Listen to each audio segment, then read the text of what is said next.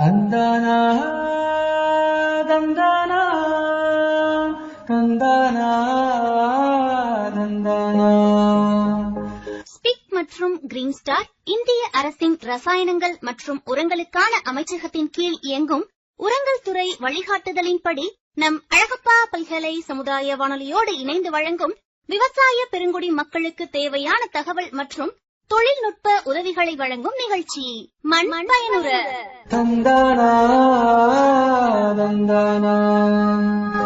அழகப்பா பல்கலை சமுதாய வானொலி நேயர்களுக்கு அன்பான வணக்கம்.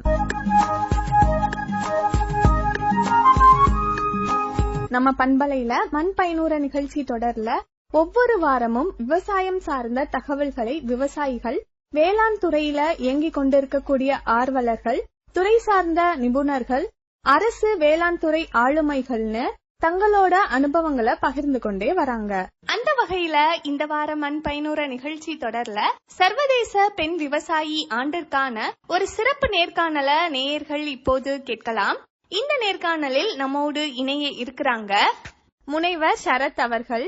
இவர் பாரம்பரிய விவசாய குடும்பத்தில் பிறந்தவர். தமிழ்நாடு மேலாண்மை பல்கலைக்கழகத்தில் வேளாண் வணிக மேலாண்மையில், இந்திய சமூக அறிவியல் ஆராய்ச்சி கழகத்தில் உதவி தொகையுடன் வேளாண்மை சுற்றுலாவில் முனைவர் பட்டம் பெற்றவர். தற்போது கோயம்புத்தூரில் இருக்கும் குமரகுரு தொழில்நுட்ப கல்லூரியின் வேளாண் வணிக மேலாண்மை துறையில் உதவி பேராசிரியராக பணிபுரிந்து வருகிறார். வேளாண்மையை அடுத்த கட்டத்திற்கு எடுத்து செல்ல வேண்டும் என்னும் முனைப்புடனும் கவிஞர் கண்ணதாசனின் காதல் நினைப்புடனும் வாழ்ந்து வருபவர். வேளாண்மை சார்ந்த கட்டுரைகளை ஆங்கிலம் மற்றும் தமிழ் மாத இதழ்களிலும், Dinamani, the news India express, Hindu Tamil Thisai மற்றும் இந்து பிசினஸ் லைன் போன்ற நாள் இதழ்களிலும் எழுதி வருகிறார். ஏர்நாடி எனும் முதல் படைப்பை தொடர்ந்து தனது இரண்டாவது படைப்பான ஏரோட்டம் மற்றும் மூன்றாவது படைப்பான ஏரோட்டம் பாகம் 2 போன்ற நூல்களை எழுதி வெளியிட்டுள்ளார். தற்போது தனது 4வது படைப்பான வணிக வழி வேளாண் சுற்றுலா எனும் நூலை எழுதி வெளியிட்டுள்ளார். இவர் நம் அழகப்பா பல்கலை சமுதாய வானொலியில் வேளாண் சுற்றுலா, டிஜிட்டல் வேளாண்மை போன்ற தலைப்புகளில் மண் பயனுற நிகழ்ச்சியில பேசியுள்ளார் என்பது குறிப்பிடத்தக்கது. இந்த நேர்காணல்ல இவரை நேர்முகம் காண்பவர் நம் அழகப்பா பல்கலை சமுதாய வானொலியின் பொறுப்பு இயக்குனர் முனைவர் ச. சுமதி அவர்கள். வாங்க நேயர்களே, நாம இப்போ நிகழ்ச்சிய கேட்க தொடங்கலாம்.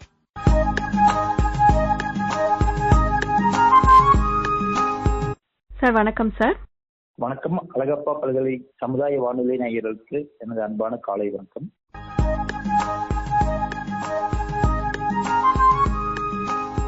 அடுத்ததாக, இப்போ விவசாயம் அப்படின்னு சொன்னாவே கால்நடை வளர்ப்பும் அதோட சேர்ந்துதான் இருக்கும்.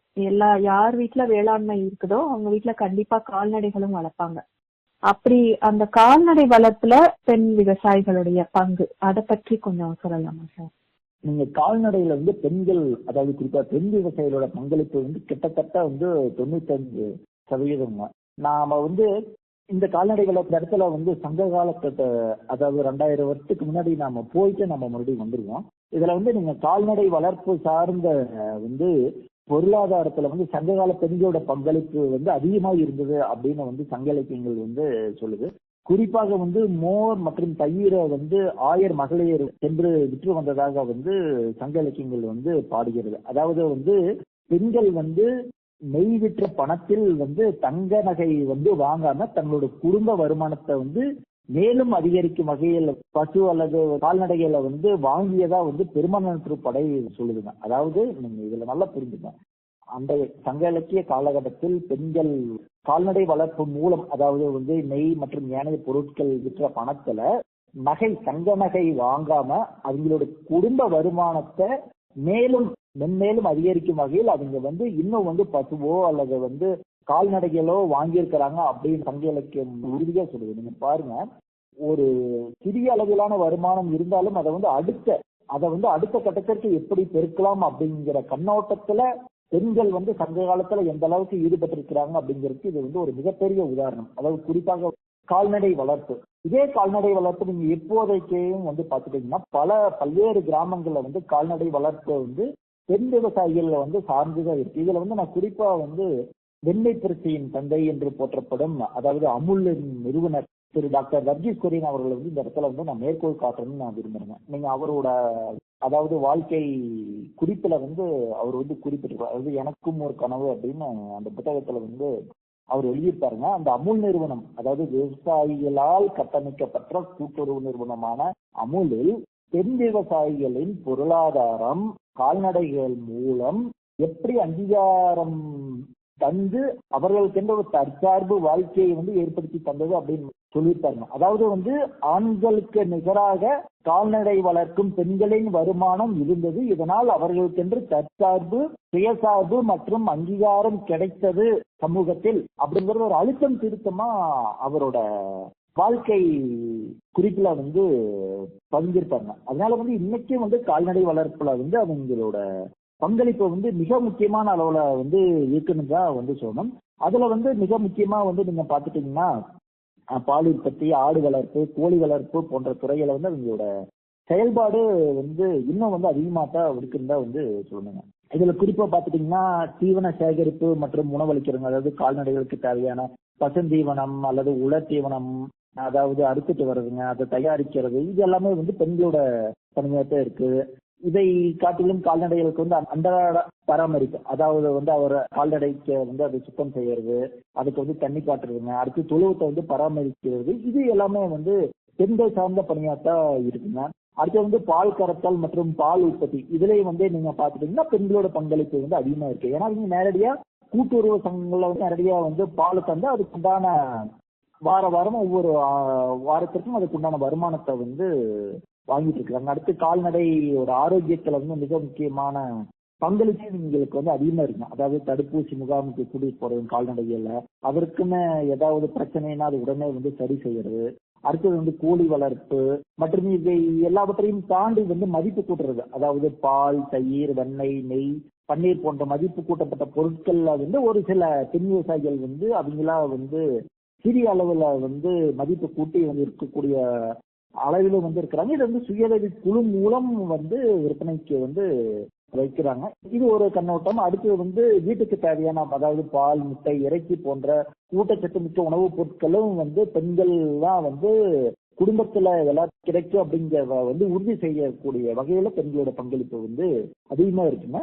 அடுத்து கிராம பொருளாதார மேம்பாடு, அதாவது வந்து கால்நடை வளர்ப்பு வந்து நிலமற்ற மற்றும் மிக முக்கியமாக சிறு வேளாண் குடும்பங்கள்ல வந்து மிகப்பெரிய அளவிலான வந்து ஒரு என்ன சொல்றது ஒரு பொருளாதார மேம்பாட்டை வந்து உருவாக்கினது அப்படிங்கிறத வந்து சொல்லணும். இதுல எல்லாம் வந்து அவங்களோட பங்களிப்பு வந்து அதிகமாகவே இருக்கு. அதாவது கால்நடை மூலம் பெண் விவசாயிகள் வந்து தனித்த வகையிலான அங்கீகாரம் பெறுறாங்க அது அப்படிங்கிறதுக்கு இது நேர் சொன்னதை எல்லாமே வந்து சான்றுன்னு சொல்லணுங்க. நிச்சயமா சார். அந்த காலத்துல கிராமத்துல பெண் தொழில் முனைவோர்கள் அப்படிங்கிறவங்க வந்து இந்த கால்நடை வளர்த்தவங்க தான் அப்படின்னு சொல்லலாம். ஏன்னா மாடு வளர்த்து அவங்க வந்து மத்த இப்ப விவசாயத்துல கூட அவங்களுடைய உழைப்பு தான் அதிகமா செலவழிக்க முடியுமே ஒழிஞ்சு அதுல அவங்களோட அதிகாரம் அதிகமா இருக்கு மாதிரி தெரியாது. ஆனா இந்த கால்நடைகள் வளர்க்கும் போது இந்த பால் விற்கிறது, தயிர் விற்கிறது, அதுக்கப்புறம் வெண்ணெய், கோழி, முட்டை, இதெல்லாம் வந்து அவங்களே பெண்களே வந்து அந்த குடும்பத்துடைய பொருளாதாரத்துல நேரடியா அவங்க வந்து தொழில் முனைவோர்களா இருந்ததையும் அவங்க பிள்ளைங்களை படிக்க வச்சது ஆளாக்குனதையும் நான் பாத்திருக்கேன். எங்க வீட்டுல எல்லாம் எங்க அப்பத்தாலாம் பால் வியாபாரம் பண்ணிருக்காங்க. அது மாதிரி வந்து பொருளாதாரத்துல பங்களிப்புன்னு சொன்னது வந்து 100% உண்மை சார். கட்டாயம் சொல்ல மாதிரி அனைத்து எல்லாத்தோட குடும்பத்திலேயும் வந்து நீங்க வந்து கட்டாயம் வந்து பெண்களோட குறிப்பாக வந்து பெண் விவசாயிகளோட பங்களிப்பு வந்து இந்த கால்நடையில வந்து அழுத்தம் திருத்தமான ஒண்ணு. நீங்க இதுக்கு வந்து உண்மையால் நீங்க பெரிய சான்று, நீங்க சொன்னதே வந்து ஒரு மிக முக்கியமான சான்று தான். நிச்சயமா சார். இப்போ காலநிலை மாற்றம் இது வந்து உலகம் முழுவதையுமே வந்து அச்சுறுத்தி கொண்டிருக்கக்கூடிய ஒரு விஷயம் தான். நாளைக்கு கூட ஜூன் 5 சூழலியல் உலக சுற்றுச்சூழல் தினமா வந்து அனுசரிக்கப்படுது. இந்த மாற்றத்தினால பல்வேறு பாதிப்புகளையும் பல்வேறு இதையும் நம்ம சந்திச்சுட்டு இருக்கிறோம், விளைவுகளையும். இது எப்படி பெண் விவசாயிகளை பாதிக்குதுங்க சார்? கட்டாயம் இந்த கேள்விக்கு வந்து பதில் சொல்றதுக்கு முன்னாடி நம்ம ஒரு 2 நாள் அல்லது வந்து நேற்று கூட வந்து ஒரு சிறிய அளவிலான பேசு பொருளாக தான் இருந்தது. அதாவது எல்னினோ வந்து எந்த அளவுக்கு வந்து இந்தியாவை மற்றும் ஏனைய பசிபிக் கண்டங்களை வந்து பாதிக்கும் அப்படின்னு ஐநா வந்து ஒரு எச்சரிக்கையை வந்து தந்திருக்கிறாங்க. அதாவது மிகப்பெரிய அளவிலான வறட்சி வந்து இந்த ஆண்டுல வந்து சந்திப்போம் அப்படின்னு வந்து ஐநா வந்து எச்சரித்திருக்கிறாங்க. இது வந்து உண்மையாலுமே இது வந்து ஒரு மிகப்பெரிய அளவிலான எச்சரிக்கை மணி அப்படின்னு தான் வந்து நாம சொல்லணுங்க. காலநிலை மாற்றம்ங்கிறது வந்து என்னை பொறுத்த வரைக்கும் நம்ம இன்னைக்கோ அல்லது ஒரு நாள் 2 நாள்ல நம்ம ஏற்பட்ட மாற்றம் வந்து கிடையாதுங்க. இது வந்து காலங்காலமா வந்து நம்ம பூமிக்கு இழைத்த தீங்கு மற்றும் பூமிக்கு இழைத்த மிகப்பெரிய அதனால வந்த பிரச்சனை தான் வந்து இந்த காலநிலை மாற்றம் அப்படிங்கிறது வந்து இந்த இடத்துல நாம எல்லாமே வந்து ஒத்துக்க வேண்டிய கட்டாயத்துல வந்து இருக்கிறோங்க.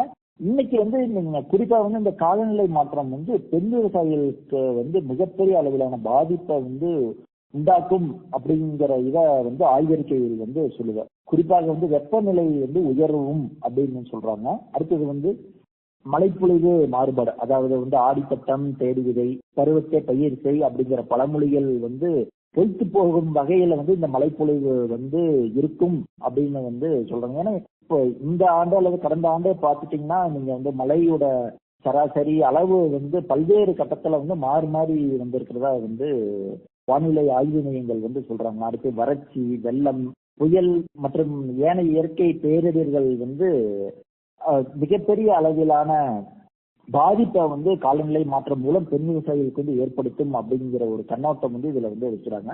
குறிப்பா இதுல வந்து அது சொல்றது என்னன்னா, நீங்க பேரிடர் காலங்கள்ல வந்து என்னென்ன பிரச்சனை ஆகுனா, முதல் வந்து வேளாண் உற்பத்தி வந்து குறையும் அப்படின்னு வந்து சொல்றாங்க. இதனால வந்து பெண்களோட பங்களிப்பு வந்து மென்மேலும் வந்து பாதிக்கும் அப்படின்னு வந்து சொல்றாங்க. அதாவது கால்நடை வளர்ப்பு, நீர் சேகரிப்பு. ஏன்னா நீங்க ஒரு இடத்துல வந்து இப்ப வீட்டுக்கே வந்து குடிநீர் இல்லைன்னா நீங்க வந்து குழாய் அடியில போய் வந்து குடத்தை வைக்கத்த வரிசையில நிக்கிறது பெண்கள் தான். ஆண்களை காட்டிலும் பெண்கள் வந்து அதிகம். ஏன்னா இதே வந்து ஒரு மிகப்பெரிய சவால் தான். நீங்க இதே வந்து வேளாண்மையில் ஈடுபடும் பெண்களை வந்து நினைப்பாருங்க, வந்து வீட்டுக்கு வந்து தண்ணி பிடிக்கணும் அப்படிங்கிற பட்சத்துல அவங்க வந்து அந்த குழாய் அடியில் அங்க போய் வரிசையில நின்று தண்ணி சேகரிச்சுட்டு வரணும். அதுக்கு அடுத்தது வந்து வீட்டு வேலைகளே பராமரிக்கணும். அதுக்கடுத்து வந்து வேளாண் நிலங்கள்ல வந்து மற்ற வேலைகளும் வந்து பார்க்கணும். இதனால வந்து அவங்களோட வேலைப்பளு வந்து இன்னும் வந்து அதிகரிக்குங்கிற கண்ணோட்டம் வந்து இதுல வந்து பார்க்கப்படுதுன்னா, அடுத்து உணவு பாதுகாப்பு மற்றும் ஊட்டச்சத்து வந்து பாதிப்பு ஏற்படும். அதாவது வந்து பயிர் உற்பத்தி வந்து குறையிற காரணத்தினால உணவு பாதுகாப்பு வந்து பொதுவாகவே சமூக அளவுல வந்து பாதிக்கும் அப்படின்னு வந்து சொல்றாங்க. இன்னைக்கும் வந்து நீங்க பல இடங்கள்ல வந்து நீங்க வந்து ஒருவேளை உணவுக்கோ அல்லது இருவேளை உணவுக்கோ தடுமாறும் குடும்பங்களில் பெண்கள்லாம் வந்து விட்டு தராங்க. இன்னைக்கு வந்து அம்மாக்கள் வந்து பல இடங்களில் வந்து ஒருவேளை உணவை வந்து தன்னோட குழந்தைகளுக்கு வந்து விட்டுத்தர செய்தி வந்து நம்ம இன்னைக்கே வந்து பார்த்துட்டு தான் இருக்கிறோம், படிச்சுட்டு தான் இருக்கிறோங்க. அடுத்தது வந்து கால்நடை வளர்ப்புல வந்து சிரமங்கள், அதாவது வந்து வறட்சி காரணமா வந்து தீவன பற்றாக்குறை ஏற்படக்கூடிய காரணம், அதாவது இடர்பாடு உண்டு. இதனால வந்து நீர் தட்டுப்பாடு வந்து ஏற்படும் வாய்ப்பு இருக்கிறதுனால இதனால வந்து பால் உற்பத்தி குறைஞ்சு அவங்களோட வருமானமும் குறைவதற்கு காரணிகள் அமையலாம். அடுத்து வந்து வருமானம் இழப்பு, அதாவது வந்து பயிர் சேதம், கால்நடை வந்து போதிய அளவிலான வளர்ச்சி வளர்வதற்கு வந்து அதுக்குண்டான தீவனமோ அல்லது வந்து தண்ணீரோ வந்து குறையிற காரணம், இதெல்லாமே வந்து அவங்களுக்கு ஒரு வருமானத்தை வந்து இழப்புக்கு நேரிடும் அப்படின்னு வந்து சொல்றாங்க. அடுத்து வந்து உடல்நல பாதிப்புகள், அதாவது அதிகமான வெப்பநிலை, நீர் பற்றாக்குறை மற்றும் நெடிய நேர வந்து உடல் உழைப்பு வந்து அவங்களோட உடல் நலனை வந்து பாதிக்கும். அதாவது வந்து வெப்ப அழுத்தம், நீங்க வந்து இந்த வெப்ப அழுத்தம் வந்து இன்னைக்கு வந்து பல்வேறு இடங்களில் வந்து சீரோசன நிலை இருந்து நீங்க காய்கறி பயிர்கள் மற்றும் வந்து தானிய வகையிலான பயிர்களுக்கே வந்து மிகப்பெரிய அளவிலான வந்து அதாவது உற்பத்தியை வந்து குறைத்து தருவதற்கு வழிவகை செஞ்சுட்டு வருது. இதே இந்த அழுத்தம் வந்து பெண்களுக்கு வந்து ஏற்படும். அதாவது இதனால வந்து சோர்வு, நீரிழப்பு போன்ற மற்றும் ஊட்டச்சத்து குறைபாடு வந்து ஏற்படலாம் அப்படின்னு வந்து காரணிகள் வந்து முன்வைக்கப்படுதுங்க. இதனால வந்து என்னன்னா இடம்பெயர்வு, அதாவது இன்னைக்கு பேசணும் ஒரு இடத்துல இருந்து இன்னொரு இடத்திற்கு வந்து வேலையை தேடி வந்து, அதாவது அந்த இடத்துல வந்து வருமானம் குறையவே இல்லாது வேளாண்மை செய்வதற்கு போதிய அளவிலான வசதி இல்லாத பட்சத்தில் கட்டாயம் வந்து பெண்கள் வந்து இடம்பெயர்வு வந்து நடக்கும். அடுத்து வந்து விதை மற்றும் பாரம்பரிய அறிவுக்கு, அதாவது வந்து நாட்டு விதைகள் இன்னைக்கு வந்து அது கிடைப்பதே வந்து மிகப்பெரிய அளவு குதிரை கும்பா வந்து இருக்கு. இதன் மூலம் வந்து அதற்கு வந்து அச்சுறுத்தல் ஏற்படும் அப்படின்னு வந்து சொல்றாங்க. அடுத்து வந்து பேரிடர் காலங்களில் குறிப்பாக வந்து வெள்ளம், புயல், கடலோர அரிப்பு மற்றும் நிலச்சரிவு போன்றவை வந்து பெண்களுக்கு வந்து ஒரு பாதிப்பை வந்து ஏற்படுத்தும். இதனால வந்து அவங்களோட அதிகாரம் மற்றும் அதாவது முடிவெடுக்கும் திறன் வந்து பாதிப்புக்கு உள்ளாகும் அப்படிங்கிற இதை வந்து நான் இந்த இடத்துல வந்து நினைக்கிறேன். அதாவது காலநிலை மாற்றத்தினால் பெண்களுக்கு வந்து இது போன்ற சவால்கள் இருக்கும் பட்சத்தில் அவங்களோட முடிவெடுக்கும் அதிகாரம் வந்து அந்த குடும்பத்துல வந்து ஏன்னா ஒரு குடும்பத்துல வந்து பினான்சியலா வந்து இண்டிபெண்டன்ட், அதாவது பொருளாதார ரீதியாக வந்து சுயசார்பு இருந்தா அவங்க முடிவெடுக்கும் திறன் வந்து அதிகமா இருக்கு. இதனால வந்து அவங்களோட சுயசார்பு குறையும் பட்சத்தில் முடிவெடுக்கும் திறன் என்பதும் குறைவதற்கு வாய்ப்புகள் அதிகம். எனவே காலநிலை மாற்றம் என்பது சிறுக சிறுக வந்து பெண் விவசாயிகளின் பங்களிப்பை பாதிப்புக்கு உள்ளாக்கும் அப்படிங்கிறதுக்கு இவையெல்லாம் மிக முக்கியமான காரணங்கள். சார், இந்த 2026 பெண் விவசாயிகள் ஆண்டாக அறிவிக்கப்பட்டிருக்கக்கூடிய சூழல்ல இந்த பெண் விவசாயிகள் அவங்களுடைய பங்களிப்பு இந்த சமூகத்துக்கு, இந்த வேளாண்மைக்கு, இந்த பூமிக்கு, இத பத்தியும் அவங்களுக்கு நம்ம செய்ய வேண்டிய உதவிகள், ஊக்கம், ஆதரவு, இத பத்தியும் ரொம்பவே வந்து தெளிவாகவும் விளக்கமாகவும் இந்த நேர்காணல்ல வந்து பல தகவல்களை பகிர்ந்துகிட்டீங்க சார். தொடர்ந்து இந்த மண் பயனுற தொடர் நிகழ்ச்சியில பல்வேறு தலைப்புகள்ல, இன்னும் சொல்லப்போனா புதியதாக இருக்கக்கூடிய வேளாண் சுற்றுலா மாதிரியான பல்வேறு தலைப்புகள்ல நீங்க வந்து உங்களுடைய அனுபவங்களை வந்து பகிர்ந்துகிட்டு இருக்கிறீங்க. அதற்காகவும் அழகப்பா பல்கலை சமுதாய வானொலியின் சார்பாக நன்றிகள் சார். மண் பயனுற நிகழ்ச்சியில் எனக்கு வந்து வாய்ப்பை தந்து பெண் விவசாயிகளுக்கு என்று தனித்த அங்கீகாரத்தை உருவாக்கும் வகையில் வந்து சர்வதேச பெண் விவசாயிகள் ஆண்டை கொண்டாடும் வகையில் என்னோட கருத்துக்களை வந்து முன்வைக்க வாய்ப்பு வழங்கிய அழகப்பா பல்கலைக்கழகத்தின் சமுதாய வானொலிக்கு எனது மனமார்ந்த நன்றியை தெரிவித்துக் கொள்கிறேன். நன்றி, வணக்கம். நன்றி சார்.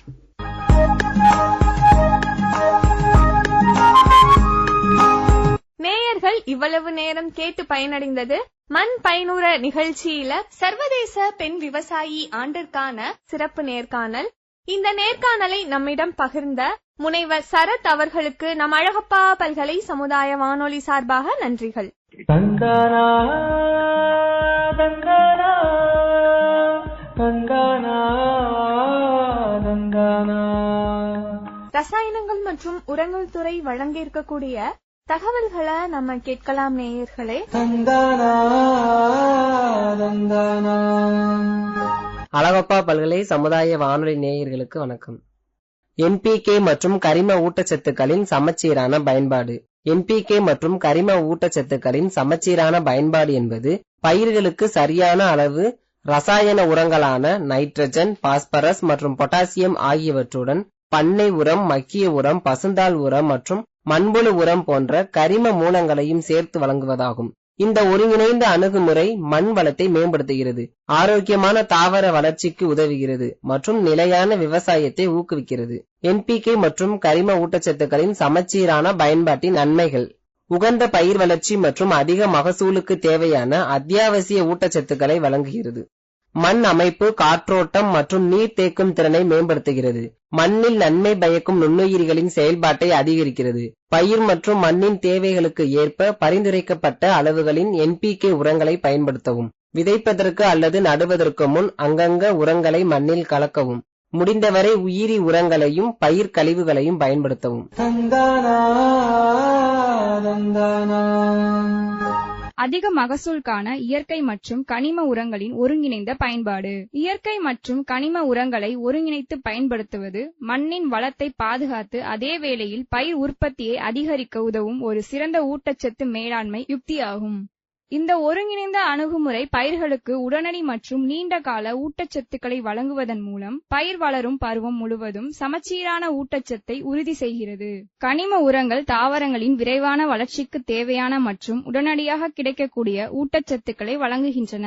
மட்கிய உரம், தொழு உரம், மண்புழு உரம் மற்றும் உயிர் உரங்கள் போன்ற இயற்கை உரங்கள் ஊட்டச்சத்துக்களை மெதுவாக வெளியிடுவதோடு மண்ணின் கட்டமைப்பை மேம்படுத்தி நுண்ணுயிர் செயல்பாட்டை அதிகரிக்கிறது. மண்ணில் உள்ள கரிம பொருட்களின் அளவையும் உயர்த்துகின்றன. இவ்விரு வகை உரங்களையும் ஒன்றாக பயன்படுத்தும் போது அவை ஊட்டச்சத்து பயன்பாட்டு திறனை மேம்படுத்தியும் ஊட்டச்சத்து இழப்பை குறைத்தும் ஒன்றுக்கொன்று துணை பெறுகின்றன. மண்ணில் உள்ள கரிம பொருட்கள் ஊட்டச்சத்துக்களை தக்க வைத்து நீண்ட காலத்திற்கு தாவரங்களுக்கு கிடைக்க செய்கின்றன. அதே வேளையில் வேதியியல் உரங்கள் பயிரின் முக்கிய வளர்ச்சி நிலைகளில் சரியான நேரத்தில் ஊட்டச்சத்து கிடைப்பதை உறுதி செய்கின்றன. ஒருங்கிணைந்த உர பயன்பாட்டின் நன்மைகள்: சமச்சீரான மற்றும் நிலையான ஊட்டச்சத்து விநியோகத்தை வழங்குகிறது.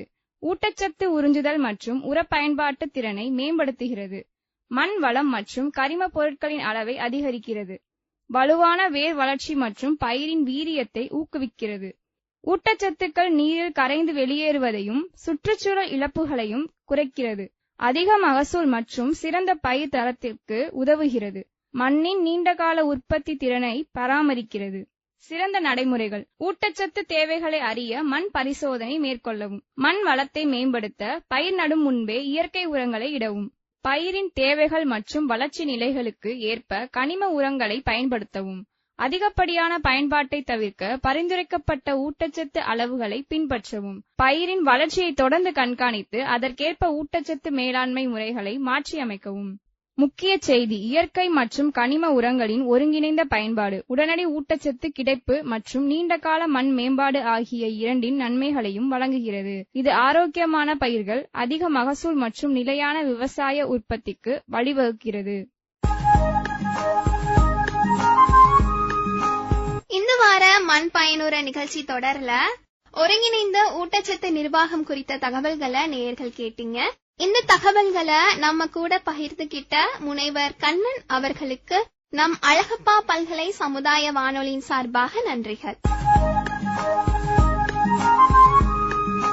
மேலும் இந்த நிகழ்ச்சி பத்தின கருத்துக்கள், பின்னோட்டங்கள் நம்ம அழகப்பா பல்கலை சமுதாய வானொலியோட மின்னஞ்சல் முகவரிக்கு நீங்க அனுப்பலாம். நேயர்களே, அனுப்ப வேண்டிய மின்னஞ்சல் முகவரியை சொல்றேன்: comradio@alagapauniversity.ac.in. தொடர்ந்து இணைந்திருப்போம். இது அழகப்பா பல்கலை சமுதாய வானொலி, பண்பலை 90.8. நன்றி நேயர்களே. மண் பயனுற.